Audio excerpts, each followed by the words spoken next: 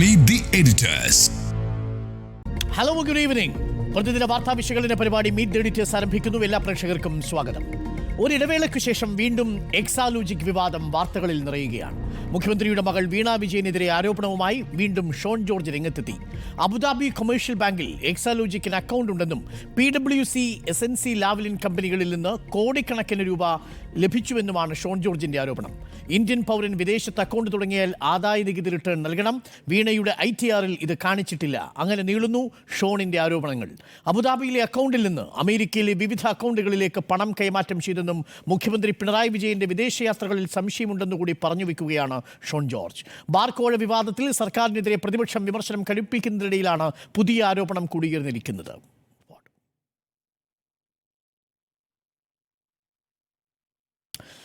ചോദ്യം ഇതാണ്: ആരോപണങ്ങൾക്ക് ആയുസില്ലേ?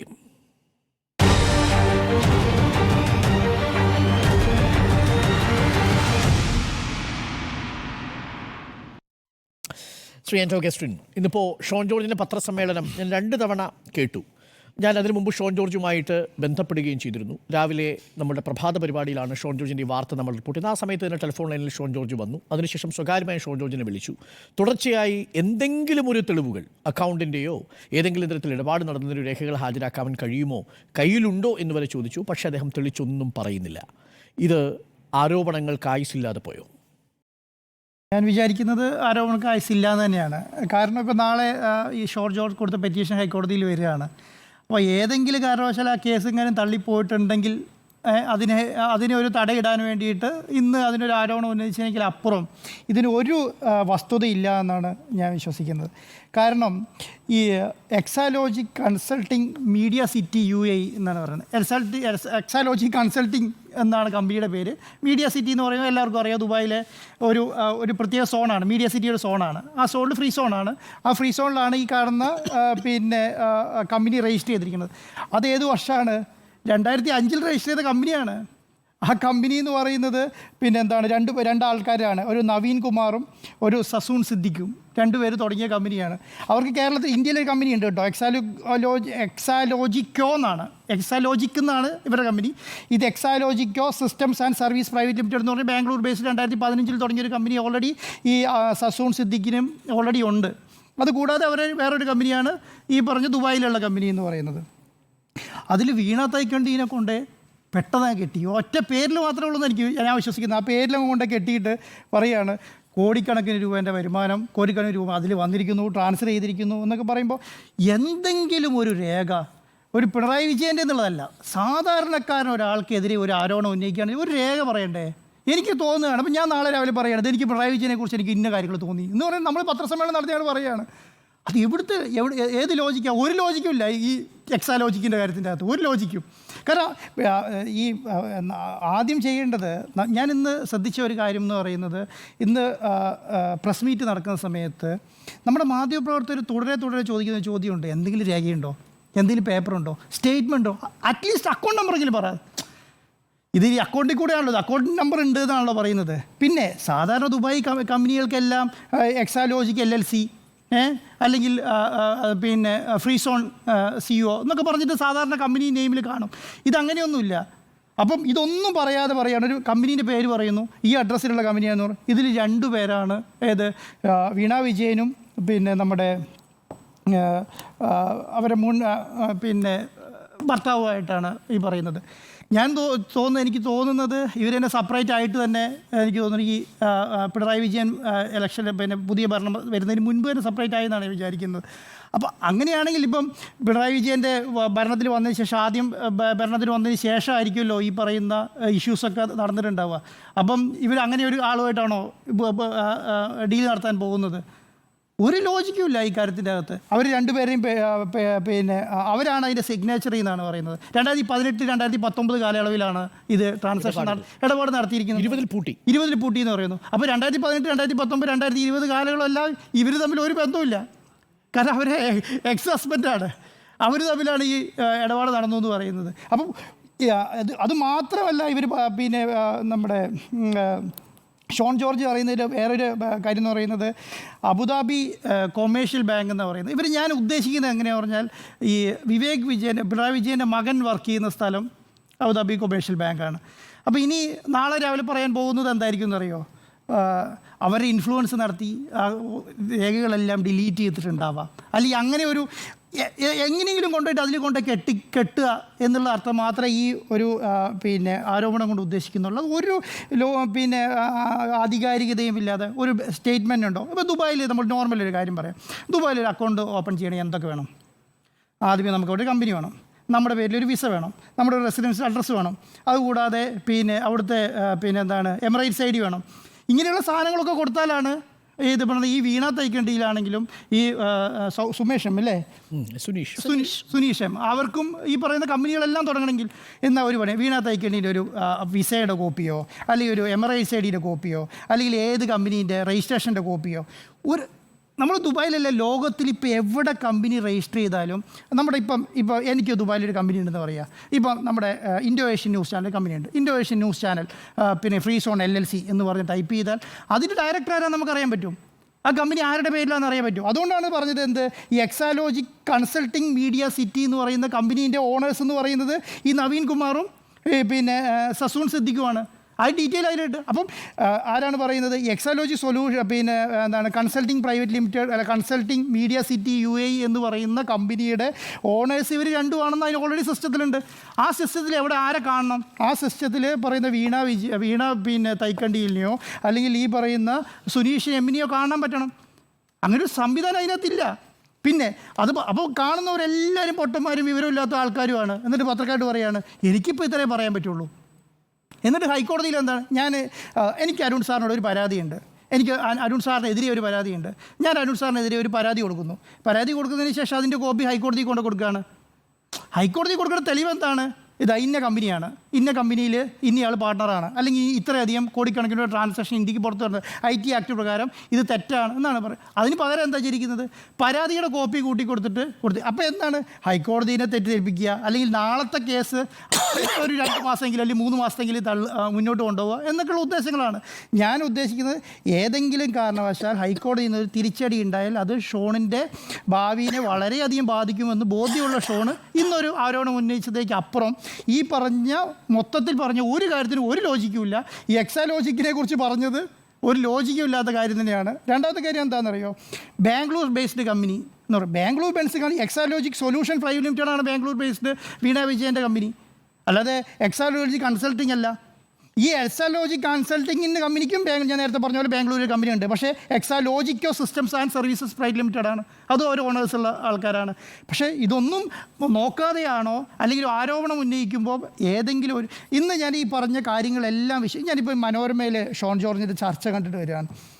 മനോരമയിൽ ഷോൺ ജോർജിന് ഒന്നും പറയാൻ പറ്റുന്നില്ല. ചോദിക്കുന്നതിന് മുൻപ് എനിക്ക് ഇൻഫർമേഷൻ തന്നയാളുടെ ജീവന് ഭീഷണി ഉണ്ടാവും, അതുകൊണ്ട് ഞാൻ അവരുടെ ഡീറ്റെയിൽ പറയില്ല. ശനിപ്രഭാകരൻ്റെ ചർച്ചയിൽ അതാണ് പറയുന്നത്, ഞാൻ എൻ്റെ ഡീറ്റെയിൽ പറയില്ല. അദ്ദേഹത്തിന് എനിക്ക് പ്രശ്നമില്ല, പക്ഷേ അദ്ദേഹത്തിന് ജീവന് ഭീഷണിയുണ്ട്. ഇത്രയും വലിയൊരു ആരോപണം ഒരു മുഖ്യമന്ത്രിയുടെ മകൾക്കെതിരെ അല്ല ആരോപണം. എപ്പോഴും നമ്മൾ പറയുന്നത് എന്താണ്? ഞങ്ങൾ CPM-നെതിരെ ആരോപണം പറയാറില്ല, ഞങ്ങൾ മുഖ്യമന്ത്രിക്കെതിരെ ആരോപണം പറയുന്നില്ല, ഞങ്ങൾ സർക്കാരിനെതിരെ അല്ല ആരോപണം പറയുന്നത്, ഞങ്ങൾ മുഖ്യമന്ത്രിയുടെ മകൾക്കെതിരെ ആരോപണം പറയുന്നത്. എന്തിനായി മുഖ്യമന്ത്രി മകൾക്കെതിരെ ആരോപണം പറയുന്നത്? മുഖ്യമന്ത്രിയുടെ മകൾക്കെതിരെ പറഞ്ഞാലേ മുഖ്യമന്ത്രിയിലേക്ക് എത്തുള്ളൂ. മുഖ്യമന്ത്രിയുടെ മകനെതിരെ ആരോപണം പറഞ്ഞാലേ മുഖ്യമന്ത്രിക്ക് ഉള്ളിലേക്ക് എത്തുള്ളൂ. പണ്ട് ബിനീഷ് കോടിയേരിക്കെതിരെ ആരോപണം പറഞ്ഞു. എന്തുകൊണ്ടാണ് ബിനീഷ് കോടിയേരിനെ ആൾക്കാർ വിട്ടത്? ബിനീഷ് കോടിയേരി പാർട്ടി സെക്രട്ടറി സ്ഥാനം ഒഴിവായോ, അല്ലെങ്കിൽ അതിൻ്റെ മരണശേഷം ബിനീഷ് കോടി അപ്രസ്തനാണ്. കാരണം ബിനീഷ് കോടിക്കെതിരെ അതിനുശേഷം ആരോപണം പറഞ്ഞിട്ട് ഒരു കാര്യമില്ല. ഇപ്പം പറയുന്നത് മുഖ്യമന്ത്രിക്കെതിരെ തന്നെയാണ്. ഞാൻ വിശ്വസിക്കുന്നത് മുഖ്യമന്ത്രിക്കെതിരെയാണ് ഓരോ ആരോപണം പറയുന്നത്. ഈ ആരോപണം തെളിയിക്കേണ്ട കേരളത്തിൻ്റെ മുഖ്യമന്ത്രി എന്നുള്ള നിലയ്ക്ക് ആരോപണം പറയുമ്പോൾ അതിൻ്റെ ഒരിക്കലും എന്നിട്ട് പറയുന്നത് എന്താണ്? ഇന്ന് VD സതീശൻ പറഞ്ഞത് തന്നെയാണ്. VD സതീശൻ എന്തെങ്കിലും പറയാനുണ്ടെങ്കിൽ അദ്ദേഹം ഒരു മറുപടി പറയട്ടെ എന്ന്.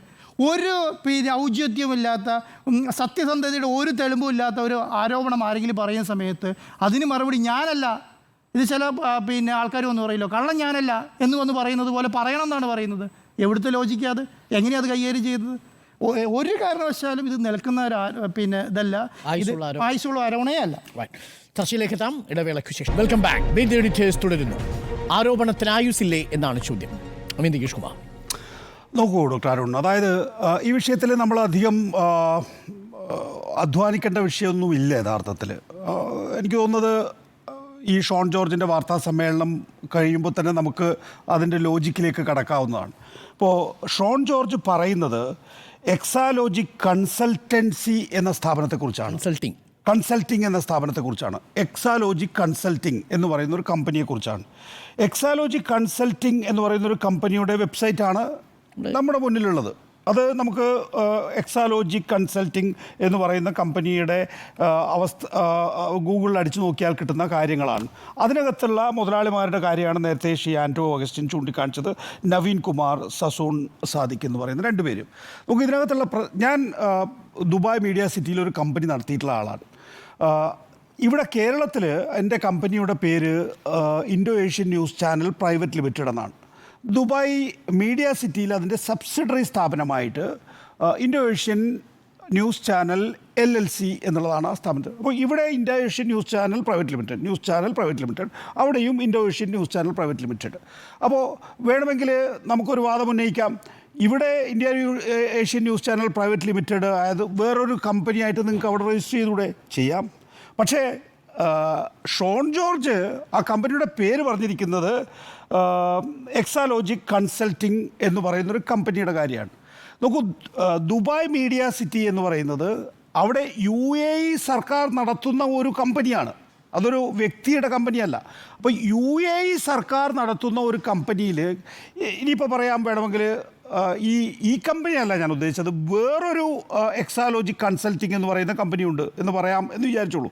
സാധ്യമല്ല. കാരണം നിങ്ങൾക്ക് അവിടെ അങ്ങനെ ഒരു പേര് രജിസ്റ്റർ ചെയ്യണമെങ്കിൽ വേറൊരു പേരുള്ള കമ്പനി അവിടെ ഉണ്ട്, അതേ സമാനമായ വേറൊരു പേരുള്ള കമ്പനി അവിടെ ഉണ്ടാകാൻ പാടില്ല. അപ്പോൾ എക്സാലോജിക് കൺസൾട്ടിംഗ് എന്ന് പറയുന്ന കമ്പനി അവിടെ ഉണ്ട് എന്നും ആ കമ്പനിയുടെ അക്കൗണ്ട് അബുദാബി കൊമേഴ്സ്യൽ ബാങ്കിൽ ആണ് എന്നും അതിനകത്ത് ഈ പറയുന്ന വീണ വിജയൻ എന്നും സുനീഷ് എന്നും പറയുന്ന രണ്ട് പേര് അക്കൗണ്ട് കൈകാര്യം ചെയ്യുന്ന ഒരു കമ്പനിയാണ് എന്നും പറയുന്നത് ലോജിക്കലല്ല. കാരണം നമ്മുടെ മുന്നിൽ എക്സാലോജിക് കൺസൾട്ടിംഗ് എന്ന് പറയുന്ന കമ്പനിയുടെ ഉടമസ്ഥർ വ്യത്യസ്തരായ ആളാണ്. ഇനി അപ്പോൾ നമ്മൾക്ക് എന്താ വേണ്ടത്? ഇനി ഒന്ന് നമ്മളോട് ഷോൺ ജോർജ് പറയുന്നുണ്ട് എക്സാലോജിക് കൺസൾട്ടിംഗ് എന്നാണ് കമ്പനിയുടെ പേര്. ആ കമ്പനി നിലകൊള്ളുന്നത് ദുബായ് മീഡിയ സിറ്റിയിലാണ് എന്ന്.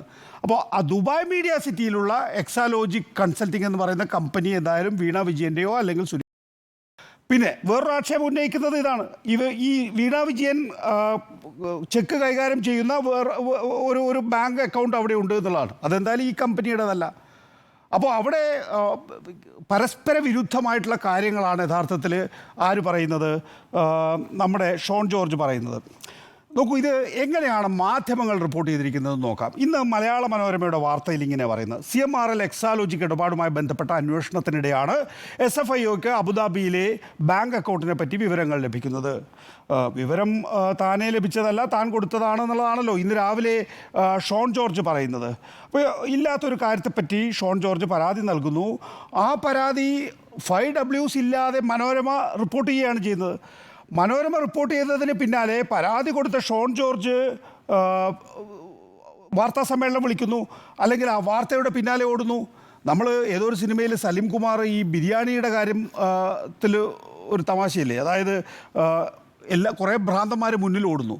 ആ മുന്നിലോടുന്ന ഭ്രാന്തന്മാർ എന്തിനാണ് ഓടുന്നതെന്ന് ചോദിച്ചപ്പോൾ ഗേറ്റിൻ്റെ മുമ്പിൽ ബിരിയാണി കൊടുക്കുന്നുണ്ട്, അതുകൊണ്ടാണ് അവർ ഓടുന്നത്, ഞാൻ അവരോട് കള്ളം പറഞ്ഞാണെന്ന് പറഞ്ഞു. അപ്പോൾ നീ എന്തിനാണ് ഓടുന്നതെന്ന് ചോദിച്ചപ്പോൾ അഥവാ ബിരിയാണി കിട്ടിയാലോ എന്ന് വിചാരിച്ചിട്ടാണ് ഞാൻ ഓടുന്നത് എന്നുള്ളതാണ്. അപ്പോൾ ഇതെല്ലാം യാതൊരു ലോജിക്കുമില്ല. ഒരാൾ തെറ്റായ ആരോപണം ഉന്നയിച്ച് ഒരു പരാതി കൊടുക്കുക, ആ പരാതിയുടെ മേലെ അന്വേഷണം നടത്തുന്നു SFIO എന്ന് പറഞ്ഞ് മലയാള മനോരമ ലീഡ് വാർത്ത കൊടുക്കുക.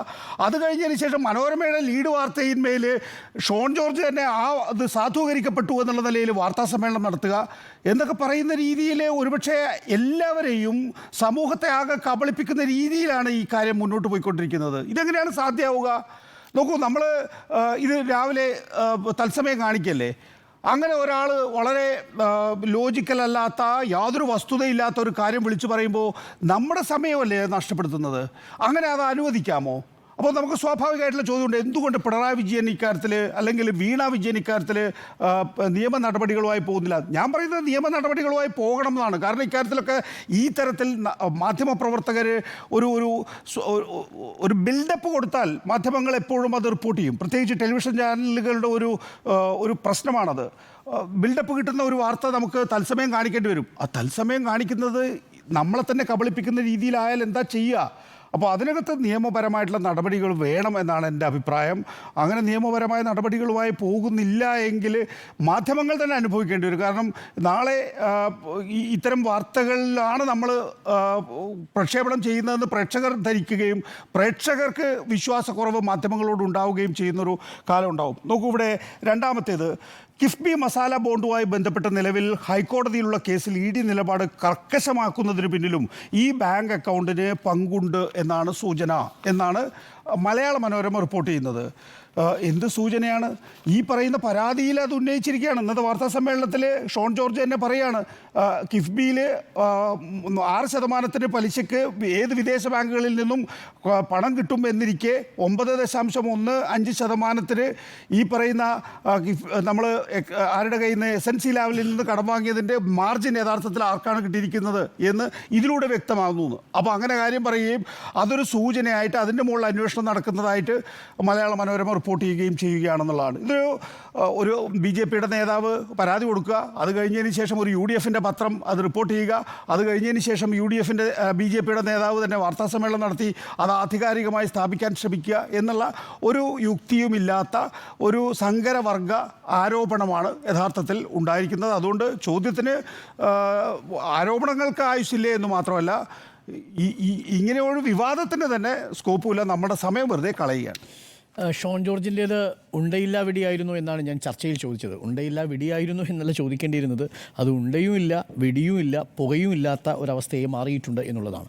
ആരോപണത്തിന് ശരിക്കും പറഞ്ഞാൽ മിനിറ്റുകളുടെയോ സെക്കൻഡുകളുടെയോ പോലും ആയുസില്ലായിരുന്നു. നമ്മൾ മൊബൈൽ ഫോണിലെടുത്ത് എന്താണ് കൺസൾട്ടിങ്, എക്സാലോജി കൺസൾട്ടിങ് എന്ന കമ്പനി എന്ന് തിരയുന്ന സെക്കൻഡുകളുടെ മാത്രം ആയുസ് മാത്രമാണ് ഇന്ന് ഷോൺ ജോർജ് പുറത്തുവിട്ട ഈ വാർത്തയ്ക്കുള്ളത് എന്നാണ് ഞാൻ മനസ്സിലാക്കുന്നത്. പക്ഷേ അതപ്പോഴും പ്രതിപക്ഷ നേതാവ് ഏറ്റെടുക്കുന്നതോടു കൂടിയാണ് അതിനൊരു രാഷ്ട്രീയമാനം ഉണ്ടാവുന്നത്. ഇന്ന് പ്രതിപക്ഷ നേതാവ് ഞെട്ടിയ ആ ആരോപണത്തിന് നിമിഷങ്ങൾ മാത്രമേ ആയുസ്സുണ്ടായിരുന്നുള്ളൂ എന്ന് ഞാൻ 3 കാര്യങ്ങൾ കൊണ്ട് പറയാം. ഒന്ന്, ഇന്ന് എന്ത് തെളിവാണ് ഷോൺ ജോർജ് ഹൈക്കോടതിയിൽ ഹാജരാക്കിയത്?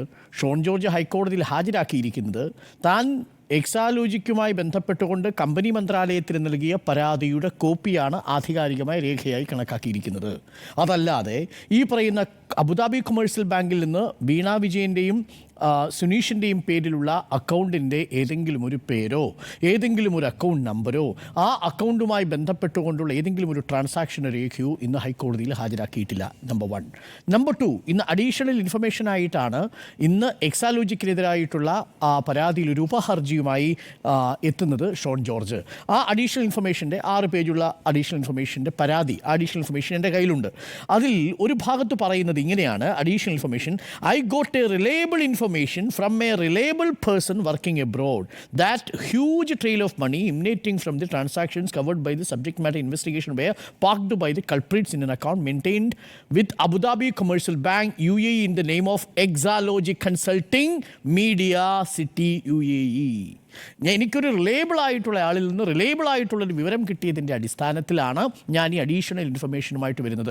ആരാണ് ഈ റിലയബിൾ ആയിട്ടുള്ള ആൾ? പറഞ്ഞില്ല. എന്താണ് റിലയബിൾ ആയിട്ടുള്ള ഇൻഫർമേഷൻ? അതും പറഞ്ഞിട്ടില്ല.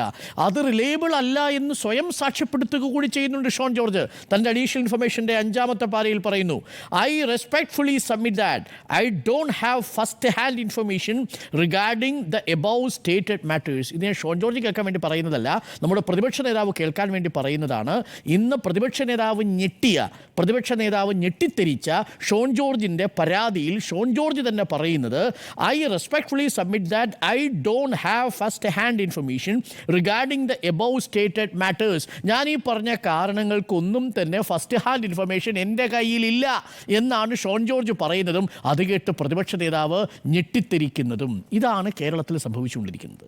അപ്പോൾ തനിക്ക് ഫസ്റ്റ് ഹാൻഡ് ഇൻഫർമേഷൻ ഇല്ലാത്ത ഒരു വിവരത്തെ ആ ആധികാരികമായിട്ടുള്ളൊരു പരാതിയായി ഹൈക്കോടതിയിൽ അവതരിപ്പിക്കുക, അതൊരു വലിയ ബോംബായി, ഒരു ഞെട്ടിപ്പിക്കുന്ന വാർത്തയായി പത്രസമ്മേളനത്തിൽ അവതരിപ്പിക്കുകയാണ് ഷോൺ ജോർജ് ചെയ്തത്. അതുകൊണ്ടാണ് ഞാൻ പറഞ്ഞത്, ഈ എക്സാലോജിക് കൺസൾട്ടിംഗ് എന്ന് മൊബൈൽ ഫോണിൽ ടൈപ്പ് ചെയ്ത് ഗൂഗിളിൽ സെർച്ച് ചെയ്യാനുള്ള നിമിഷത്തിൻ്റെ ആയുസ് മാത്രമേ ഷോൺ ജോർജിൻ്റെ പരാതിക്കുണ്ടായിരുന്നുള്ളൂ. PC ജോർജിൻ്റെ നിലവാരത്തിലേക്ക് മകൻ ഷോൺ ജോർജ് എത്തി എന്ന് നമുക്ക് ഉറപ്പിക്കാവുന്ന രണ്ടാമത്തെ ഘട്ടമാണ് എന്ന് പറയേണ്ടി വരും.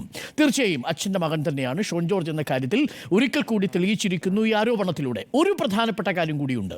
ഇതിൽ ഈ എക്സാലോജിക് കൺസൾട്ടിംഗ് കമ്പനിയുടെ ഉടമസ്ഥതയെക്കുറിച്ച് നേരത്തെ പറഞ്ഞു. ഇതിൽ പറയുന്ന സുനീഷ് നമുക്കറിയാവുന്നതുപോലെ വീണ തേക്കണ്ടിയുടെ ഹസ്ബൻഡായിരുന്നു. അവർ ഡിവോഴ്സ് ആവുന്ന കാലഘട്ടം എന്ന് പറയുന്നത് 2017 ഇടപാട് നടന്നിരിക്കുന്നത്. അതായത് വേർപിരിഞ്ഞ ഭർത്താവും ഭാര്യയും തമ്മിൽ ഒരു ജോയിൻ്റ് അക്കൗണ്ട് ഉണ്ടാക്കി, അതിൽ വേർപിരിയലിന് ശേഷം 2018 ദുരൂഹമായിട്ടുള്ള ഇടപാടുകൾ നടത്തി എന്ന് പറയണമെങ്കിൽ അപാരമായ ലോജിക് ഉണ്ടാവണം, അപാരമായ ഒരു ഒരു ഒരു ഒരു പ്രതിഭാസമായിരിക്കണം എന്നേ പറയാനുള്ളൂ. അപ്പോൾ ഇത് ഏത് റിലയബിളായ വ്യക്തിയിൽ നിന്ന് കിട്ടിയാണെങ്കിലും ഷോൺ ജോർജ് ചെയ്യേണ്ടിയിരുന്നത് ഈ ഡാറ്റകൾ ക്രോസ് ചെക്ക് ചെയ്യണമായിരുന്നു. ഈ എക്സാലോജിക് സൊല്യൂഷൻസ് എന്ന് പറയുന്ന കമ്പനി, അത് ബാംഗ്ലൂരിൽ പ്രവർത്തിക്കുന്ന കമ്പനിയാണ്. ആ കമ്പനിക്ക് ഒരൊറ്റ ഡയറക്ടറേ ഉള്ളൂ, അത് വീണ തേക്കണ്ടിയാണ്. എന്നാൽ എക്സാലോജിക് കൺസൾട്ടിംഗ് എന്ന് പറയുന്നത് 4500 കോടി രൂപയോളം ടേൺ ഓവറുള്ള, ഏകദേശം 250-500ഓളം ആളുകൾ വർക്ക് ചെയ്യുന്ന, 7-8 രാജ്യങ്ങളിലെ പടർന്നു കിടക്കുന്ന, UK-യിലും കെയ്റോയിലും UAE-യിലും അബുദാബിയിലും ഒക്കെ ദുബായിലുമൊക്കെ വേരുകളുള്ളൊരു വലിയ കമ്പനിയാണ്. ആ കമ്പനി ഇപ്പോഴും കഴിഞ്ഞ മാസം വരെയും ഏറ്റവും മികച്ച രീതിയിൽ എക്സാലോജിക്കിൻ്റെ IT കൺസൾട്ടിംഗ് അടക്കം ബ്രാൻഡിംഗ് അടക്കം ഒട്ടേറെ പദ്ധതികൾ നടപ്പിലാക്കിക്കൊണ്ടിരിക്കുന്ന ഒരു കമ്പനിയാണ്. ഇനി മറ്റൊരു കാര്യം കൂടി ഞാൻ പറയാം. ഈ കമ്പനിയുടെ പേര് പറഞ്ഞിട്ടുണ്ടല്ലോ, ഇതെങ്ങനെയാണ് ഇനി UAE-യിൽ പ്രതിഫലിക്കാൻ പോകുന്നതെന്നാണ് എൻ്റെ ഒരു സംശയം. അബുദാബി കൊമേഴ്സ്യൽ ബാങ്ക് എന്ന് പറയുന്നത് അബുദാബി ഷെയ്ഖിൻ്റെ തന്നെ ബാങ്കാണ്. അപ്പോൾ ആ ഷെയ്ഖിൻ്റെ ബാങ്കിനെ കുറിച്ചാണ് ഷോൺ ജോർജ് ഇപ്പോൾ പറഞ്ഞിരിക്കുന്നത്. ഏതെങ്കിലും തരത്തിൽ അങ്ങനെ ഒരു ഇടപാട്, ഒരു കള്ളം ഇടപാട് പാർക്ക് ചെയ്തിരിക്കുന്ന പണി, സ്വിസ് ബാങ്കിനെ പോലുള്ള ആരോപണമാണ് ഉന്നയിച്ചിരിക്കുന്നത്. അബുദാബി കൊമേഴ്സ്യൽ ബാങ്കിൽ ഫ്രോഡ് ആയിട്ടുള്ള കമ്പനികളിൽ നിന്നുള്ള പണം കള്ളപ്പണ ഇടപാടിലൂടെ പാർക്ക് ചെയ്തിരിക്കുന്നു എന്ന ആരോപണമാണ് ഉന്നയിച്ചിരിക്കുന്നത്. ഈ കമ്പനി, നമ്മൾ റിപ്പോർട്ടർ ചാനൽ അത് ഓൺ ചെയ്യുന്നതേ ഇല്ല, അത് ഷോൺ ജോർജിൻ്റെ ആരോപണം മാത്രമാണ്. അങ്ങനെ ഒരു കമ്പനിക്ക് അബുദാബിയിൽ പ്രവർത്തിക്കുക സാധ്യമല്ല. വളരെ വ്യക്തമായി തന്നെ എക്സാലോജിക് സൊല്യൂഷൻ എന്താണ്, എക്സാലോജിക് കൺസൾട്ടിംഗ് എന്താണ് എന്ന് തിരിച്ചറിയാമായിരുന്നുവെങ്കിൽ ഒരുപക്ഷെ ഇത്തരം ആരോപണം ഉന്നയിക്കുന്നതിൽ നിന്ന് ഷോൺ ജോർജ് ചുരുങ്ങിയ പക്ഷം മാധ്യമങ്ങളോട് സംസാരിക്കുന്നതെങ്കിലും മാറി നിൽക്കണമായിരുന്നു എന്നാണ് അഭിപ്രായം. ഇത് ഷോൺ ജോർജിൻ്റെ വിശ്വാസത്തെ കേൾപ്പിച്ച ഒരു ആരോപണമാണ് എന്നും മാത്രവുമല്ല, അത് കേട്ട് ഞെട്ടിത്തിരിച്ച പ്രതിപക്ഷ നേതാവിൻ്റെ ഒരു വിമർശന ബുദ്ധിക്ക് അല്ലെങ്കിൽ വിമർശന യുക്തിയെ തന്നെ ഇത് ചോദ്യം ചെയ്യുന്നതാണ് എന്ന് പറയാതെ നിവൃത്തിയില്ല. ഇതിൽ ഞെട്ടിത്തിരിക്കേണ്ടതായിട്ടൊന്നുമില്ല. ഇതൊരു അല്പായുസ് മാത്രമുണ്ടായിരുന്ന ആരോപണമായിട്ടാണ് ഞാൻ മനസ്സിലാക്കുന്നത്. അതുകൊണ്ട് ഈ ആരോപണം ഇനി ഒരുപക്ഷെ നാളെ കോടതിയിൽ എത്തുമ്പോൾ എന്താണ് സംഭവിക്കുക എന്ന് നമുക്ക് നോക്കാം. ഒരു തെളിവുകളുമില്ല ഷോൺ ജോർജ് ഹൈക്കോടതിയിൽ സമർപ്പിച്ചതിലെന്നാണ് നമ്മൾ ഏറ്റവും ഒടുവിൽ മനസ്സിലാക്കുന്നത്. സുജയ, ഇതിൽ കുറേ കാര്യങ്ങൾ പറഞ്ഞു പോയതുകൊണ്ട് ഞാനത് ആവർത്തിക്കുന്നില്ല. ഈ എക്സാലോജിക് കരിമണൽ കമ്പനി CMRL ഇടപാടിൽ, അതിൽ ഹൈക്കോടതിയിൽ നാളെ ഈ ഹർജികൾ വരുമ്പോൾ ഷോൺ ജോർജിൻ്റെ ഉപഹർജി, അതാണല്ലോ ഇതിലേക്ക് ഇപ്പോൾ ലീഡ് ചെയ്യുന്ന സബ്ജക്റ്റ്. അപ്പോൾ ഈ ഉപഹർജിയെക്കുറിച്ചുള്ള കാര്യങ്ങൾ അത് കൂടുതലായി ഇന്ന് വെളിപ്പെടുത്താൻ പോകുന്നുവെന്ന് പറഞ്ഞ് വളരെ ഡ്രമാറ്റിക് ആയിട്ടാണ് 11:30 കൂടുതൽ വെളിപ്പെടുത്തലുകളുമായി ഷോൺ ജോർജ് എന്ന രീതിയിൽ പ്രൊമോ ഒക്കെ കഴിഞ്ഞ ദിവസം തന്നെ, ഇന്നലെ രാത്രി മുതൽ തന്നെ വന്നു തുടങ്ങി. ഷോൺ ജോർജിൻ്റെ വാർത്താ സമ്മേളനമുണ്ട്, 11:30 ഷോൺ ജോർജ് സ്ഫോടനാത്മകമായ വെളിപ്പെടുത്തൽ നടത്താൻ പോകുന്നു എന്നൊക്കെ പറഞ്ഞപ്പോൾ മാധ്യമങ്ങൾ ഏറെ കാത്തിരുന്നത് VD സതീശനാണോ എന്ന് എനിക്ക് തോന്നിപ്പോയി. കാരണം VD സതീശന്റെ പ്രതികരണവും ഷോൺ ജോർജിന്റെ വാർത്താ സമ്മേളനവും തമ്മിലുള്ള ദൈർഘ്യം വളരെ കുറവാണ്. ഡോക്ടർ അരുൺ, 12:11 അമേരിക്കയിലെ അക്കൗണ്ടിനെ കുറിച്ചും മുഖ്യമന്ത്രിയുടെ വിദേശയാത്രയും ഇതും തമ്മിലുള്ള ബന്ധത്തെക്കുറിച്ചുമൊക്കെ ഷോൺ ജോർജ് പറഞ്ഞുകൊണ്ടിരിക്കുന്നു. കൃത്യം 1 മണിക്കൂർ കഴിയുമ്പോഴേക്കും 1:20 VD സതീശൻ ആരംഭിക്കുകയാണ്. എന്താണ് പറയുന്നത്?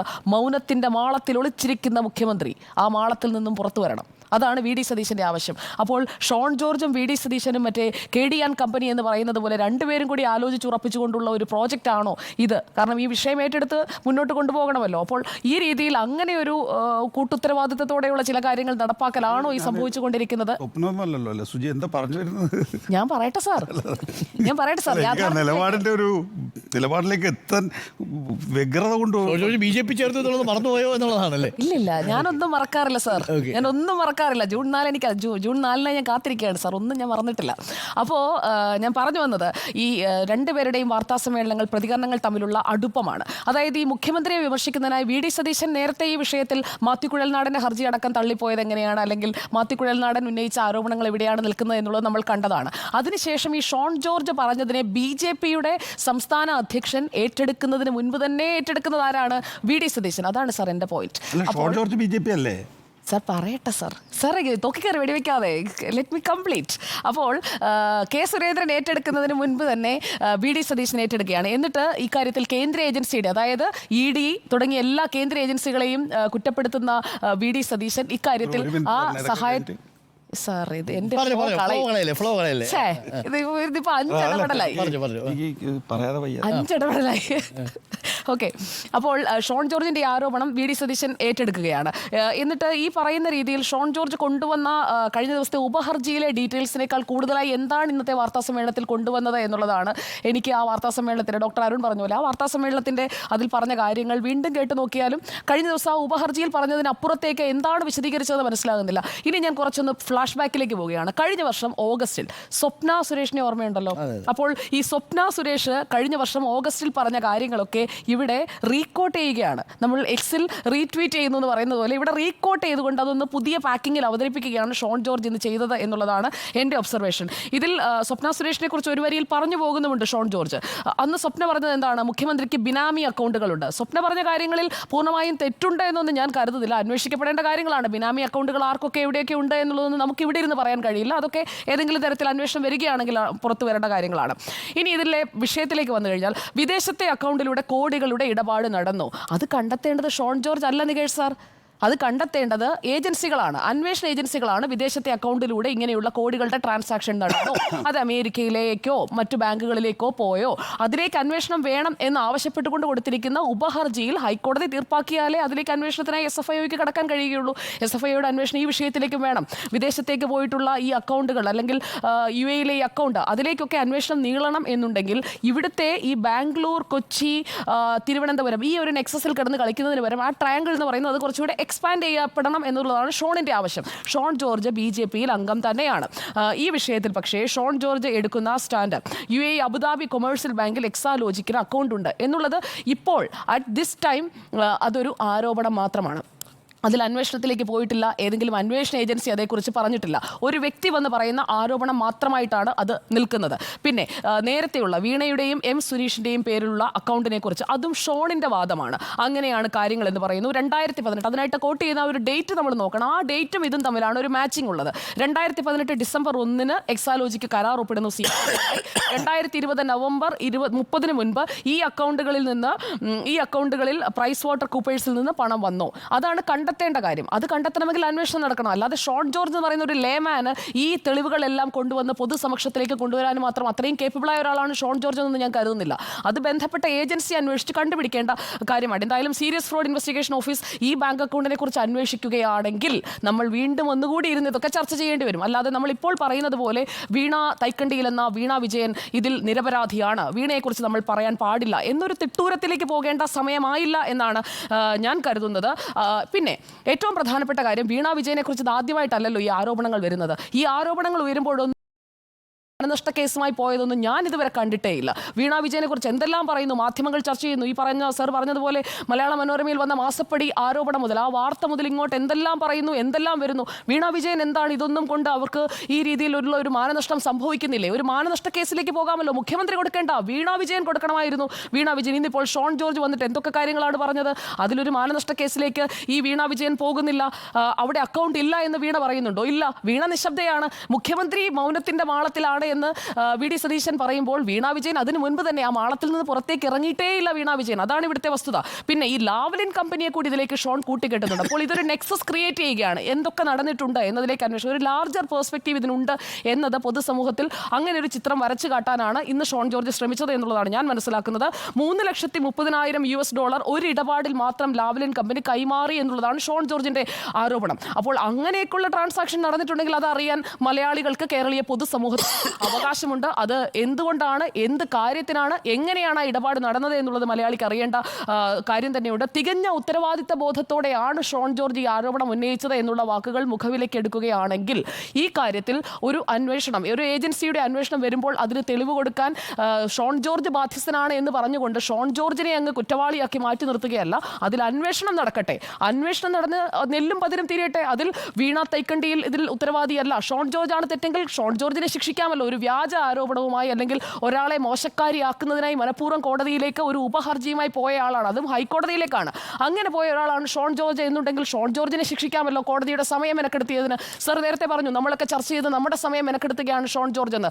ഇതേ കാര്യമാണ് ഷോൺ ജോർജ് കോടതിയിൽ പോയി ചെയ്തിരിക്കുന്നത്.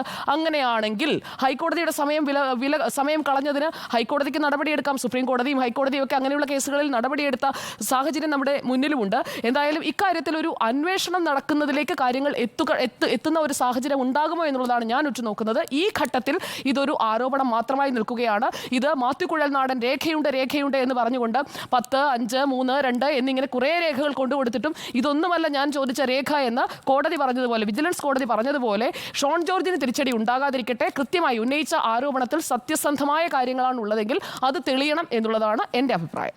റൈറ്റ്, നമുക്ക് ചർച്ചയിലേക്ക് വരാം ഒരു ഇടവേളയ്ക്ക് ശേഷം. Welcome back. മെയിൻ എഡിറ്റേഴ്സ് തുടരുന്നു. ആരോപണത്തിന് ആയുസില്ലേ എന്നാണ് ചോദ്യം. ഉണ്ണിബാലകൃഷ്ണൻ, നോക്കൂ, ഈ കാര്യത്തിൽ എനിക്ക് അധികമൊന്നും പറയാനില്ല. വളരെ നന്നായിട്ട് തന്നെ കാര്യങ്ങളൊക്കെ വിശദീകരിക്കപ്പെട്ട് കഴിഞ്ഞിട്ടുണ്ട്.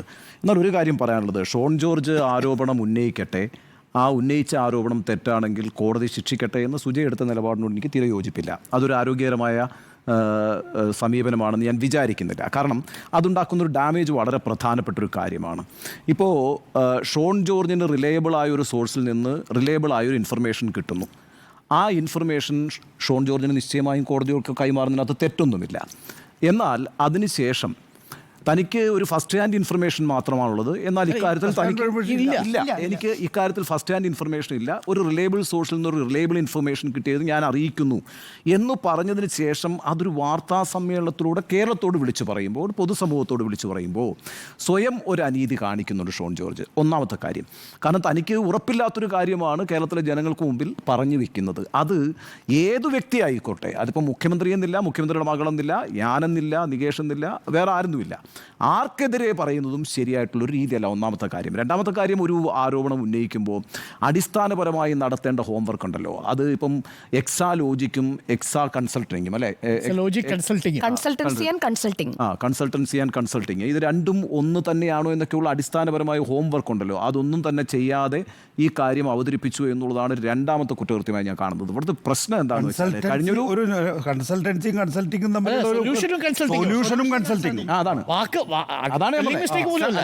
എക്സാലോജിക് സൊല്യൂഷനും എക്സാലോജിക് കൺസൾട്ടിങ്ങും രണ്ടും ഒരു കമ്പനി തന്നെയാണോ അല്ലെങ്കിൽ അതിൻ്റെ ഏത് തരത്തിൽ ബന്ധപ്പെട്ടിരിക്കുന്നതാണോ എന്ന് പോലുമുള്ള അടിസ്ഥാനപരമായ അന്വേഷണം നടത്തിയിട്ടില്ല എന്നുള്ളതാണ് പ്രശ്നം. അതായത് ഫസ്റ്റ് ഹാൻഡ് ഇൻഫർമേഷൻ ഇല്ല. ഈ രണ്ട് കമ്പനികളും ഒന്ന് തന്നെയാണോ എന്ന് തെളിയിക്കുന്നതുമായി ബന്ധപ്പെട്ട യാതൊരു രേഖകളുമില്ല. ഇതൊന്നുമില്ലാതെ ഒരാൾ വന്ന് പൊതുസമൂഹത്തിലൊരു കാര്യം വിളിച്ചു പറയുമ്പോൾ അയാൾ കാണിക്കുന്ന വലിയൊരു അനീതി ഉണ്ടെന്നാണ് ഞാൻ ഇവിടെ ചൂണ്ടിക്കാണിക്കുന്നത്. അത് മാത്രമാണ് എനിക്ക് കാര്യത്തിൽ പറയാനുള്ളത്. അത് ശരിയായ ഒരു രീതിയല്ല. കാരണം കഴിഞ്ഞൊരു 10-15 വർഷം എടുത്ത് നോക്കിയാൽ ഇപ്പം ഈ PC ജോർജ് ഒരു കാലഘട്ടത്തിൽ എന്തായിരുന്നു? PC ജോർജ് ഒരു വിസിൽ ബ്ലോവറായിട്ടാണ് കേരളം ആദ്യം അദ്ദേഹത്തെ കണ്ടിരുന്നത്. നിങ്ങൾക്കറിയാമല്ലോ, പിന്നെ ഈ പറയുന്ന പൂഞ്ഞാറിൽ അദ്ദേഹം രണ്ടാമത് സ്വതന്ത്രനായി മത്സരിച്ച് വിജയിക്കുന്നത് എങ്ങനെയാണ്?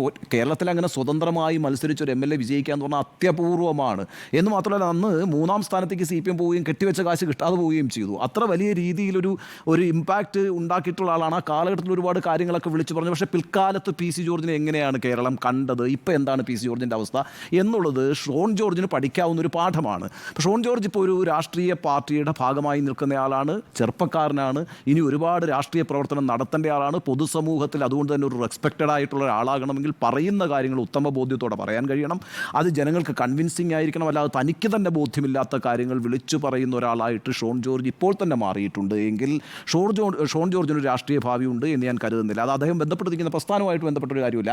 ഏത് വ്യക്തിക്കും കേരളത്തിൻ്റെ പൊതുസമൂഹത്തിൽ നിലനിന്ന് പോകണമെങ്കിൽ, ആ പൊതുസമൂഹത്തിൽ പ്രവർത്തിച്ചു പോകണമെങ്കിൽ നിശ്ചയമായും ഒരു അടിസ്ഥാനപരമായ ക്രെഡിബിലിറ്റി എന്ന് പറയുന്ന ഒരു വിശ്വാസ്യത ആർജിക്കേണ്ടതുണ്ട്. ആ വിശ്വാസ്യത ഒരു പ്രശ്നം ഷോൺ ജോർജ് ഈ കേസിൽ അനുഭവിക്കുന്നുണ്ട് എന്നാണ് ഞാൻ വിചാരിക്കുന്നത്. അതുകൊണ്ട് എന്തെങ്കിലുമൊക്കെ എവിടെന്നെങ്കിലുമൊക്കെ കിട്ടിയതിന് ശേഷം വന്നിട്ട് വിളിച്ചു പറഞ്ഞു കളയാം എന്നൊരു രീതിയിലേക്ക് ഇപ്പോൾ തന്നെ ഷോൺ ജോർജിനെ പോലൊരാൾ പോകുന്നത് അപകടകരമാണ്. അത്രയാണ് എനിക്ക് പറയാനുള്ളത്. ഞാൻ പറഞ്ഞതിലാണല്ലോ വിയോജിച്ചത്, അതുകൊണ്ട് ഞാനൊന്ന് മറുപടി പറയാണ് ഡോക്ടർ അരുൺ. ഇക്കാര്യത്തിൽ ഷോൺ ജോർജ് ആദ്യം വാർത്താ സമ്മേളനം വിളിക്കുകയല്ല ഉണ്ണി സാറ് ചെയ്തത്. ആദ്യം ഹൈക്കോടതിയിൽ കോടതിയിൽ ഉപഹർജിയുമായി പോയി. ഇക്കാര്യങ്ങൾ കൂടി അന്വേഷണ പരിധിയിലേക്ക് വരണമെന്ന് പറയുന്നു. എന്നിട്ട് ആ ഉപഹർജി നാളെ കോടതി പരിഗണിക്കാനിരിക്കുമ്പോൾ അതേക്കുറിച്ചുള്ള ഒരു വാർത്താ സമ്മേളനം അതിന്റെ തൊട്ട് തലേ ദിവസം, അതായത് ഇന്ന് 11:30 നടത്തുകയാണ്. അതിൽ ഷോൺ ജോർജ് പറഞ്ഞ ഒരു വാചകം ഞാൻ കോട്ട് ചെയ്തിരുന്നു. തികഞ്ഞ ഉത്തരവാദിത്ത ബോധത്തോടെയാണ് ഞാൻ ഈ ആരോപണം ഉന്നയിക്കുന്നത്. അത്രയും ഉത്തരവാദിത്ത ബോധത്തോടെ ആരോപണം ഉന്നയിക്കുന്ന ഷോൺ ജോർജ് നാട്ടുകാരെ പറ്റിക്കുകയായിരുന്നെങ്കിൽ, കോടതിയെ പറ്റിക്കുകയായിരുന്നെങ്കിൽ അയാൾ കോടതിയിൽ നിന്ന് ശിക്ഷ ഏറ്റുവാങ്ങേണ്ടതല്ലേ? അതാണ് ഞാൻ പറഞ്ഞത്. അതായത് കോടതി ശിക്ഷിക്കോ ഇല്ലയോ എന്നുള്ളതൊക്കെ കോടതി തീരുമാനിച്ചോട്ടെ. കോടതിയുടെ മുമ്പാകെ തെളിവുകൾ ഹാജരാക്കിയിട്ടില്ലെങ്കിൽ ഏത് നിലയിലാണ് കോടതി സാധാരണഗതിയിൽ അങ്ങനെയുള്ളവരെ കൈകാര്യം ചെയ്യുന്നത്? അവർ കൈകാര്യം ചെയ്യും. ഇപ്പം സാധാരണഗതിയിൽ നമ്മളിപ്പോൾ ഒരു എക്സ്റ്റംപോറായി പറയാൻ പോകുന്ന ഒരു കാര്യം എന്താ, എന്തുകൊണ്ട് വീണ വിജയൻ അല്ലെങ്കിൽ പിണറായി വിജയൻ നിയമ നടപടിയുമായി പോകുന്നില്ല? ഇതാണല്ലോ നമ്മളൊക്കെ നിരന്തരം ഉന്നയിക്കുന്നത്. നോക്കൂ, നിങ്ങളൊരു പൊളിറ്റിക്കൽ ഫാമിലി ആണ് എങ്കിൽ, അതിൻ്റെ ഭാഗമായി നിൽക്കുന്നവരാണ് എങ്കിൽ, ഇന്നിപ്പോൾ കേരളത്തിൽ ഏറ്റവും പ്രധാനപ്പെട്ട രാഷ്ട്രീയക്കാരൻ പിണറായി വിജയനാണ്. പിണറായി വിജയനെതിരെ അപവാദ പ്രചരണം നടത്താൻ പലതരത്തിലുള്ള ആളുകളുണ്ടാവും. പലതരത്തിലുള്ള ആളുകൾ എവിടെയെങ്കിലും ഒരു 3 നില കെട്ടിടം ഉയർന്നാൽ, ആ മൂന്ന് നിലക്ക് മുകളിൽ കെട്ടിടം ഉയർന്നാൽ അത് പിണറായി വിജയൻ്റേതാണ് എന്ന് പറയാൻ ആളുകളുണ്ടാവും. ഇത് എല്ലാ കാലഘട്ടത്തിലും പ്രധാനപ്പെട്ട രാഷ്ട്രീയ കുടുംബങ്ങൾ അഭിമുഖീകരിച്ചിട്ടുള്ളൊരു പ്രശ്നമാണ്. അവിടെയൊക്കെ നമുക്കൊരു സ്വാഭാവികമായ ചോദ്യമുണ്ട്, എന്തുകൊണ്ട് ഇവർ നിയമ നടപടിക്ക് പോകുന്നില്ല എന്ന് ചോദിച്ചാൽ, നിങ്ങൾ ഇതിന് നിയമ നടപടിക്ക് പോയാൽ നാളെ ഇതുപോലുള്ള 1000 ആരോപണങ്ങൾ നേരിടേണ്ടവരാണ് ഇവർ. അപ്പോൾ അതിനെതിരെ നിയമ നടപടി പോയിട്ടില്ലെങ്കിൽ, അപ്പോൾ ശരിയല്ലാത്ത ആരോപണം ഉന്നയിച്ചപ്പോൾ നിയമ നടപടിക്ക് പോയി, ഇത് ശരിയായത് കൊണ്ടല്ലേ നിയമ നടപടിക്ക് പോകാത്തതെന്ന് ഓരോ പ്രശ്നങ്ങൾ വരുമ്പോൾ ആ കുടുംബം അനുഭവിക്കുന്ന വിഷയമാണിത്. അതുകൊണ്ട് നിയമ നടപടിക്ക് പോകുമായിരിക്കും, പോകേണ്ട വിഷയമാണിത്. നേരത്തെ ഉണ്ണി ഇവിടെ ചൂണ്ടിക്കാണിച്ച പോലെ തന്നെ ഇത് വെറും ഒരു ഉപഹർജിയൊന്നും അല്ല. ഇത് ഒരു ബിൽഡപ്പ് കൊടുത്ത് ഒരു വാർത്താ സമ്മേളനം നടത്തി എന്തോ വലിയ രേഖകൾ ഞാൻ ഹാജരാക്കാൻ പോകും. അതാ പറഞ്ഞേ. അതിനകത്ത് ഷോൺ ജോർജ് പറയുന്ന ഒരു കാര്യമുണ്ട്. എന്താ പറയുന്നത് അറിയോ? ഇത് അന്വേഷിക്കണമെന്നില്ലാന്ന് ഹൈക്കോടതിയിൽ ഞാൻ അറിയിച്ചു എന്ന് മാത്രമേ ഉള്ളൂ. ഹൈക്കോടതി ഇത് അന്വേഷിക്കണമെന്ന് വലിയ നിർബന്ധമൊന്നും ഇല്ലാതെ പറയുന്നത്. രണ്ടാമത്തെ കാര്യം, ഇവിടെ BJPയുടെ സംസ്ഥാന പ്രസിഡന്റ് ശ്രീ കെ സുരേന്ദ്രനോ, നേരത്തെ സുജിയ പറഞ്ഞു, കെ സുരേന്ദ്രനോ നിരന്തരം വാർത്താലേഖകരോട് സംവദിക്കുന്ന വി മുരളീധരനോ ഇത് എൻഡോഴ്സ് ചെയ്തിട്ടില്ല. ചിലപ്പോൾ നാളെ എൻഡോഴ്സ് ചെയ്യായിരിക്കും. ദേശീയ തലത്തിൽ പല സംസ്ഥാനങ്ങളിലും പ്രത്യേകിച്ച് നമ്മൾ കാണുന്നുണ്ട്. അതായത് പുത്തനച്ചി BJP ഉണ്ട്, അല്ലാത്ത BJP ഉണ്ട്. ഈ പുത്തനച്ചി BJPയും അല്ലാത്ത BJPയും തമ്മിൽ നിരന്തരമായിട്ടുള്ള സംഘർഷം പല സംസ്ഥാനങ്ങളിലും നമ്മൾ കണ്ടിട്ടുള്ളതാണ്. ഇപ്പോൾ പ്രത്യേകിച്ച് ഹരിയാന ഉള്ള ഒരു സംസ്ഥാനം നമുക്ക് ഉദാഹരണമായിട്ട് എടുക്കാം. അവിടെ ഈ പുത്തനച്ചിക്കാർക്ക് കൂടുതൽ സീറ്റ് കൊടുത്തു എന്ന് പറഞ്ഞിട്ടാണ് അവിടെ ഏറ്റവും പ്രധാനപ്പെട്ട പ്രശ്നം. അല്ലെങ്കിൽ തന്നെ BJP ഒരുപാട് പ്രശ്നങ്ങൾ അനുഭവിക്കുന്നുണ്ട്. പുത്തനച്ചിക്കാർക്ക് കൂടുതൽ സീറ്റ് കൊടുക്കുന്നത് എന്ന് പറയുന്ന പോലെയാണ്. ഇത് ഏറ്റെടുക്കാൻ കേരളത്തിലെ BJP നേതൃത്വം തയ്യാറല്ല.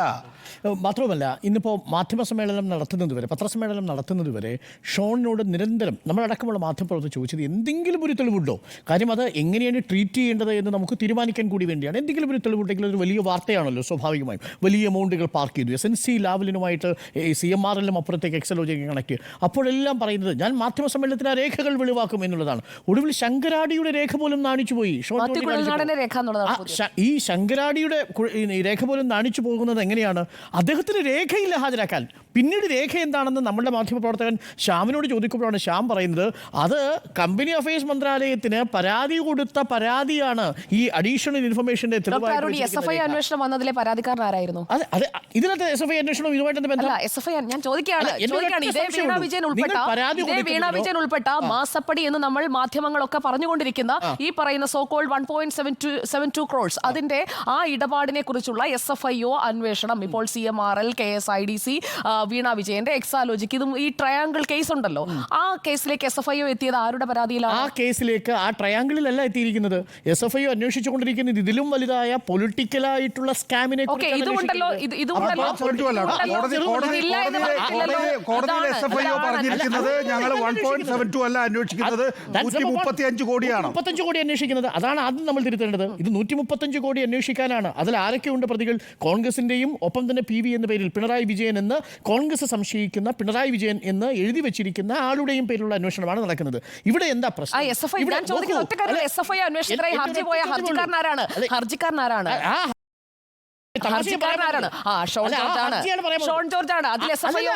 നോക്കൂ, അതിൽ SFIO വരുമ്പോ അതിന്റെ ഉപഹർജിയായിട്ട് പോയി ക്രെഡിബിലിറ്റി നശിപ്പിക്കുന്നു അതേ ഷോൺ ജോർജാ. എന്താ പറയുന്നത്?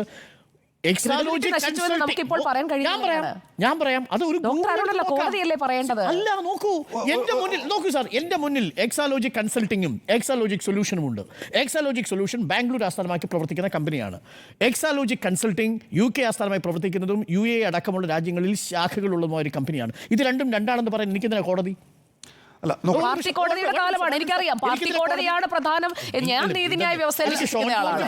പാർട്ടി കോടതിയിലെ വാദമല്ല, ഞാൻ ഹൈക്കോടതിയിൽ ഇരിക്കുന്ന ഉപഹർജിയെ കുറിച്ചാണ് പറഞ്ഞത്. നോക്കൂ, ഒരു മാധ്യമ പ്രവർത്തകൻ എന്ന നിലയിൽ, ഒരു പൗരൻ എന്ന നിലയിൽ ഒരു വസ്തുത തിരിച്ചറിയണമെങ്കിൽ എനിക്ക് കോടതിയുടെ ആവശ്യം വേണ്ടതില്ല. ഞാൻ കോടതിയുടെ മുന്നിലുള്ള ഉപഹർജിയും കോടതി ഇടപെട്ട് അന്വേഷണം ഞാൻ പറയുന്ന ഒരു കുറ്റകൃത്യത്തിൽ ഒരാൾ പങ്കെടുത്തിട്ടുണ്ട്, അയാൾ കുറ്റം ചെയ്തിട്ടുണ്ടോ ഇല്ലയോ എന്ന് വിധിക്കാൻ ഞാൻ ആളല്ല. പക്ഷേ ഒരാൾ ഒരു വിവരം പറയുമ്പോൾ അത് ശരിയാണോ തെറ്റാണോ എന്ന് പറയാൻ കോമൺ സെൻസ് മതി.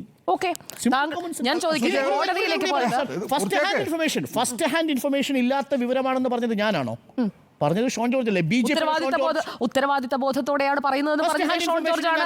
SFIO കമ്പനികാര്യ മന്ത്രാലയത്തിലേക്ക് അന്വേഷണം ആവശ്യപ്പെട്ടുകൊണ്ട് SFIO വന്നതും ഷോൺ ജോർജിന്റെ പരാതിയിലാണ്. അല്ല, ഇവിടെ സൂര്യ പറയുന്ന പോയിന്റ് ഇതാണ്. അതായത് ഇതിന്റെ ഹർജിക്കാരൻ SFIO അന്വേഷണം വന്ന ആ വിഷയത്തിന്റെ ഹർജിക്കാരൻ ഷോൺ ജോർജ് അല്ലേ എന്നുള്ളതാണല്ലോ ചോദ്യം. അതെ, നോക്കൂ, അവിടെ എങ്ങനെയാണ് SFIO അന്വേഷണം വന്നത്?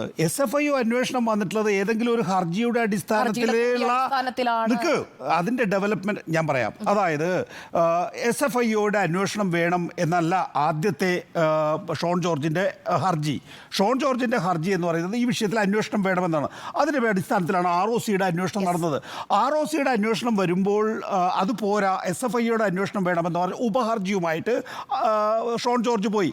ആ സമയത്ത് കേന്ദ്ര സർക്കാരിൻ്റെ അഭിഭാഷകൻ ഹൈക്കോടതിയിൽ പറഞ്ഞത് ഇക്കാര്യത്തിൽ SFIOയുടെ അന്വേഷണം ആവശ്യമില്ല എന്നാണ്, ROCയുടെ അന്വേഷണം നടന്നുകൊണ്ടിരിക്കുന്നു എന്നാണ്. ആ ഘട്ടത്തിൽ പൊളിറ്റിക്കലായി, അതായത് കേന്ദ്ര ധനകാര്യ മന്ത്രാലയം, BJP ഭരിക്കുന്ന കേന്ദ്ര ധനകാര്യ മന്ത്രാലയം പൊളിറ്റിക്കലായി എടുത്ത തീരുമാനമാണ് കേരളത്തിലെ മുഖ്യമന്ത്രിയായിട്ടുള്ള പിണറായി വിജയൻ്റെ മകൾ വീണ വിജയൻ്റെ എക്സാലോജിക് എന്ന കമ്പനി ഉൾപ്പെട്ടിട്ടുള്ള ഒരു വിഷയത്തിൽ SFIOയുടെ അന്വേഷണം വേണമെന്നുള്ളത്. അതിനകത്ത് ഹർജിക്കാരൻ എന്ന നിലയിൽ സാങ്കേതികമായി ഷോൺ ജോർജിന്റെ പ്രാതിനിധ്യമുണ്ട്. പക്ഷേ അതിലല്ല രാഷ്ട്രീയമായി എടുത്ത തീരുമാനം. ആ ഘട്ടത്തിലാണ് ഇത് ഒട്ടും പൊട്ടിമുളച്ചതല്ല. അതായത് ആദായ നികുതി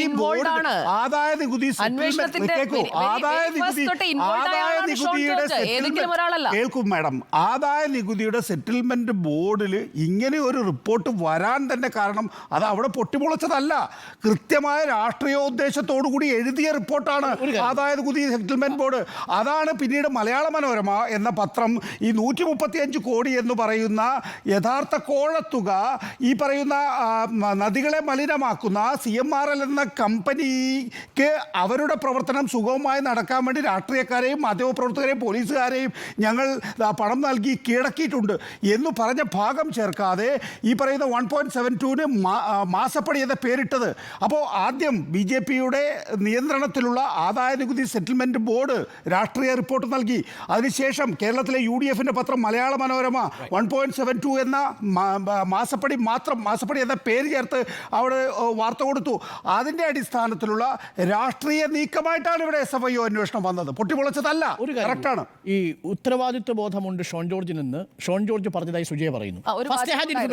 ഫസ്റ്റ് ഹാൻഡ് ഇൻഫർമേഷൻ ഇല്ലാത്തൊരു വിഷയത്തിൽ ഒരാൾക്ക് എങ്ങനെ ഉത്തരവാദിത്വം ഉണ്ടാവുക? ഉത്തരവാദിത്ത ബോധത്തോടെ ഷോൺ ജോർജ് പറഞ്ഞു എന്നാണ് പറഞ്ഞത്, അല്ലാതെ ഷോൺ ജോർജിനെ ഷോൺ ജോർജ് പറയുന്നതിനെ ഞാൻ എൻഡോഴ്സ് ചെയ്യണമെന്നുള്ള നിർബന്ധം അവിടെ മടക്കി വെക്കുന്നത്. വാദിച്ചിട്ട് ഒടുവിൽ ഈ ഒറ്റ ചോദ്യത്തിൽ നിങ്ങൾ പൊളിഞ്ഞുപോയില്ലേ? എന്ത് പൊളിഞ്ഞുപോയി? ഉത്തരവാദിത്വം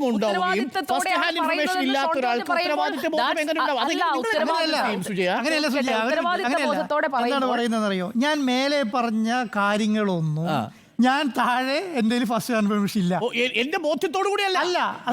എന്റെ സ്വമേധയാ ഒന്നാമത്തെ കണ്ണിക തുടങ്ങി 5ാമത്തെ കണ്ണിക വരെ പറഞ്ഞ കാര്യങ്ങൾ എന്റെ ബോധ്യത്തോടെ അല്ല, 6ാമത്തെ കണ്ണികയിൽ പറയുന്നത്. അപ്പൊ എന്താണ് ഞാൻ മേലെ പറഞ്ഞതൊക്കെ ആകാശത്ത് ഉണ്ടാക്കിയത്? ഒരു കാര്യം പറഞ്ഞു വരട്ടെ, ഈ വീണ വിജയന്റെ നേരെ വരുന്ന ആദ്യത്തെ ആരോപണം എന്താണ്? മാസപ്പടി വിവാദം അല്ലേ? അതാരാ കൊണ്ടുവന്നത്? മാത്യു കുഴൽനാടനാണ്. 1.72 കോടി മാസപ്പടിയിൽ വീണ വിജയന് കിട്ടിയെന്ന് പറഞ്ഞു. ആ മാസപ്പടി വിവാദത്തിനെതിരെ കൊണ്ടുവന്ന മാത്യു കുഴൽനാടൻ കോടതിയിൽ പോയല്ലോ. കോടതിയുടെ ചവിറ്റുകൊട്ടലിട്ടു. രണ്ട് കോടതിയുടെ ചവിട്ടുകൊട്ടയിലിട്ടു. ആ കേസ് സത്യം പറഞ്ഞാൽ ഇപ്പൊ ഇല്ല. ഒരു മിനിറ്റ് അന്വേഷിക്കേണ്ടതാണല്ലോ. പിണറായി വിജയന്റെ വിജിലൻസ് അല്ല, കോടതിയാണ്. അല്ല, വിജിലൻസ് ആണല്ലോ റിപ്പോർട്ട് കൊടുത്തത്. വിജിലൻസിന്റെ റിപ്പോർട്ടും ഉണ്ടായിരുന്നല്ലോ, എതിർ സത്യവാങ്മൂലം ഉണ്ടായിരുന്നല്ലോ. സുജിയ, ഒരു മിനിറ്റ്. കോടതി എപ്പോഴും ഇപ്പൊ നിങ്ങൾ ED അന്വേഷണം വെച്ചു, കെജ്രിവാളിനെ പിന്നെ ED പറഞ്ഞ പോലെയാണോ പിന്നെ സുപ്രീം കോടതി പുറത്തു വിട്ടത്? ആയിക്കോട്ടെ, ഞാൻ പറഞ്ഞത് ED എന്താ പറഞ്ഞത്? കെജ്രിവാളിനോട് പുറത്തു പോകരുത്, ഒരു കാരണവശാലും പുറത്തു വിടരുതെന്ന് പറഞ്ഞ സുപ്രീം കോടതി പിന്നെ കെജ്രിവാളിനെ ഒരു രാഷ്ട്രീയ നേതാവാണ്, അയാളല്ലാതെ വേറെ ആരുമില്ല. അതെന്തറിയോ ഈ പറഞ്ഞ പിന്നെ ഞാനും കോടതി പറഞ്ഞത് ഞാൻ പിണറായി വിജയന്റെ പറഞ്ഞ് കംപ്ലീറ്റ് ചെയ്തില്ല. എന്താണ് ഈ പറഞ്ഞ വിജിലൻസ് കൊടുത്ത പിന്നെ റിപ്പോർട്ട് നോക്കി അതാണ് ശരി എന്ന് മനസ്സിലാക്കിയതിന് ശേഷമാണ് ആ പറഞ്ഞ രണ്ട് ഹർജികളും ബാധ്യതയോടെ തള്ളിയത്. അപ്പോൾ എന്തായി? 1.72 പോയി. അത് കഴിഞ്ഞിട്ട് ഒരു മിനിറ്റ് കഴിഞ്ഞില്ല, നിൽക്കട്ടെ, പറഞ്ഞ് കംപ്ലീറ്റ് ആയിട്ടെ. അത് കഴിഞ്ഞിട്ടാണ് ഷോൺ ജോർജിൻ്റെ എൻട്രി. ഷോൺ ജോർജിൻ്റെ എൻട്രി എന്താണ്? 135 കോടി രൂപയുടെ ഈ പറഞ്ഞ പിന്നെ PV, പിന്നെ അതുപോലെ തന്നെ RC, ഇതൊക്കെ പറഞ്ഞ കുറെ ആൾക്കാർ, മാധ്യമ പ്രവർത്തകർ അല്ലാത്തവര് കോടിക്കണക്കിന് 135 കോടി രൂപയുടെ അഴിമതി മേടിച്ചു എന്ന് പറഞ്ഞ് ഹൈക്കോടതി പോയി. ഹൈക്കോടതി പോയത് എന്തിനാ? അതിനെതിരെ അന്വേഷണം വേണമെന്ന് പറഞ്ഞിട്ടാണ് പോയത്. അതിനുശേഷം എന്താ സംഭവിച്ചത്? അന്വേഷണത്തിന് ശേഷം അത് കഴിഞ്ഞപ്പോഴാണ് SFOന്റെ ഐഡിയ എവിടെ നിന്ന് കിട്ടിയത്? ഒരു ഉപഹർജിയും കൊണ്ടുപോയി. ഉപഹർജിയും കൊണ്ട് പോയപ്പോൾ അതിന് മേലെ വിധി പറഞ്ഞില്ല. ആ കേസാണ് സുജി എപ്പോഴും നടന്നുകൊണ്ടിരിക്കുന്നത്. പറഞ്ഞതുപോലെ SFI അന്വേഷണം വന്നത് റിപ്പോർട്ടിന്റെ അടിസ്ഥാനത്തിലാണ് SFIO വന്നത്. ഇതിൽ ഈ സീരിയസ് ഫ്രോഡ് നടന്നിട്ടുണ്ട്, അന്വേഷിക്കേണ്ടതുണ്ട് എന്നുള്ളത് ROCയുടെ ഫൈൻഡിംഗ് ആണ്. ആ കേസ് തന്നെയാണോ ഇപ്പൊ ഹൈക്കോടതിയിൽ ഇരിക്കുന്നത്? അന്വേഷണം അല്ല, നിങ്ങൾ പറഞ്ഞതുപോലെയാണ് ഒരു ഓർഡർ വേണ്ടേ SFIയോട് അന്വേഷണം വേണ്ടേ? ROC ആരാണ് SFIO അന്വേഷണം നടത്താൻ പറയുന്നത്? അല്ല, ROCയുടെ അന്വേഷണത്തിൽ നിന്ന് ഇതിൽ ഫർദർ ആയിട്ടുള്ള ഇൻവെസ്റ്റിഗേഷൻ, അതായത് ഒരു സീരിയസ് ഫ്രോഡ് കമ്മിറ്റ് ചെയ്തിട്ടുണ്ടെങ്കിലാണ് SFIOയിലേക്ക് പോകേണ്ടത്. അങ്ങനെയുള്ള പ്രൊസീജിയർ ആയിട്ടുള്ള SFIO അന്വേഷണം തീരുമാനിക്കാൻ ഒരൊറ്റ മാനദണ്ഡേ ഉള്ളൂ സുജിയ, അത് കേന്ദ്ര ആഭ്യന്തര വകുപ്പ് തീരുമാനിക്കണം. മുൻകാലങ്ങളിൽ നടന്നിട്ടുള്ള SFIO അന്വേഷണമൊക്കെ താഴെത്തട്ടില് മജിസ്ട്രേറ്റ് കോടതി, അത് കഴിഞ്ഞതിന് ശേഷം ROC, അത് കഴിഞ്ഞതിന് ശേഷം CBI, അത് കഴിഞ്ഞതിന് ശേഷം SFIO ഒന്നുമല്ല. ഇത് പൊളിറ്റിക്കൽ ആയിട്ടുള്ള തീരുമാനമാണെന്നേ. അത് പറയാൻ എന്താ ഇത്ര മടി? അതൊക്കെ അതാണ് SFIയോടെ അന്വേഷണം പൊളിറ്റിക്കലാണ്. ശരി, സംഭവിച്ചല്ലോ, കൺസീഡ് ചെയ്തല്ലോ. പൊളിറ്റിക്കലായ അന്വേഷണം വരുമ്പോൾ കുറച്ച് മെച്യൂരിറ്റി ഒക്കെ വേണം ഈ കേസിനെ കൈകാര്യം ചെയ്യാൻ. ഇമാതിരി സാധനങ്ങൾ പിണറായി വിജയന്റെ ഗോളി പോസ്റ്റിൽ ഇട്ട് കൊടുത്തു കഴിഞ്ഞാൽ പിണറായി വിജയൻ അടിക്കില്ലേ? ഒരു മിനിറ്റ്, ഒരാൾ മാനനഷ്ട കേസ് കൊടുക്കണമെങ്കിൽ ബുദ്ധിമുട്ട് നിങ്ങൾക്ക് അറിയോ? ഒരാളായിക്കോട്ടെ, സാധാരണക്കാരനായ ഒരാൾ നോട്ടീസ് അയക്കണം, 30 ദിവസം കാത്തിരിക്കണം, അവന്റെ മറുപടി കിട്ടണം, അതിനുശേഷം 10% പൈസയും കൂടെ കെട്ടി വെച്ചിട്ട് വേണം കേസ് കൊടുക്കാൻ. ഇത് വല്ലതും പ്രാക്ടിക്കലായ കാര്യമാണ്. നമ്മൾ പറയുമ്പോൾ ഇതാ എനിക്കെതിരെ ഞാൻ പറഞ്ഞ ആരോപണം നിങ്ങൾക്ക് നിശ്ചയിക്കാൻ പറ്റുകയാണ്. നിങ്ങൾ ഒരൊറ്റ കാര്യം, ഇപ്പൊ പിണറായി വിജയൻ മുഖ്യമന്ത്രിയാണ്. നിങ്ങളൊക്കെ ഈ മാധ്യമ പ്രവർത്തനത്തിൽ കുറേ കാലമുള്ള ആളല്ലേ, എത്ര ഓൺലൈൻ ചാനലുകൾ നിങ്ങളെയൊക്കെ കരിവാരി വെച്ചിട്ടുണ്ട്? നിങ്ങളൊക്കെ എല്ലാത്തിനും മാനനഷ്ട കേസിന് പോയിട്ടുണ്ടോ? നിങ്ങൾക്ക് വീണാ വിജയനോട് ഉപദേശിക്കാൻ എളുപ്പമാണ്, പിണറായി വിജയനോട് ഉപദേശിക്കാൻ എളുപ്പമാണ്. പോയിട്ടുണ്ടോ? ഞാൻ പോയിട്ടില്ല. ഇതുപോലെയുള്ള ആരോപണം നേരിട്ടാ ഞാൻ കൊടുക്കും സർ.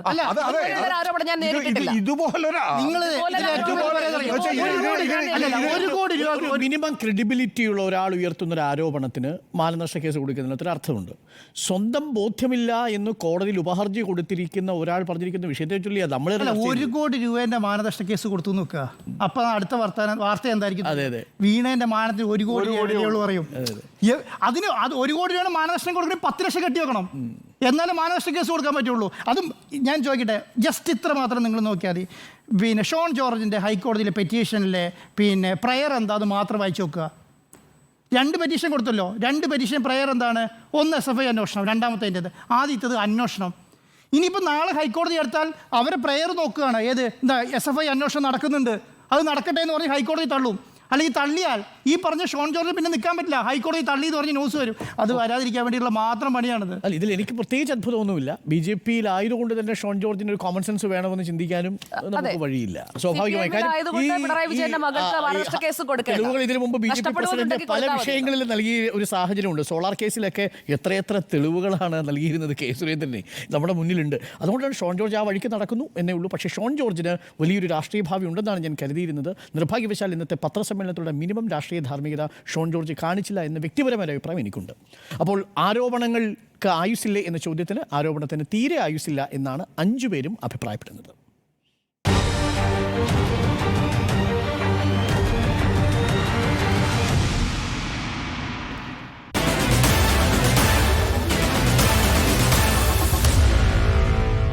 Meet the editors.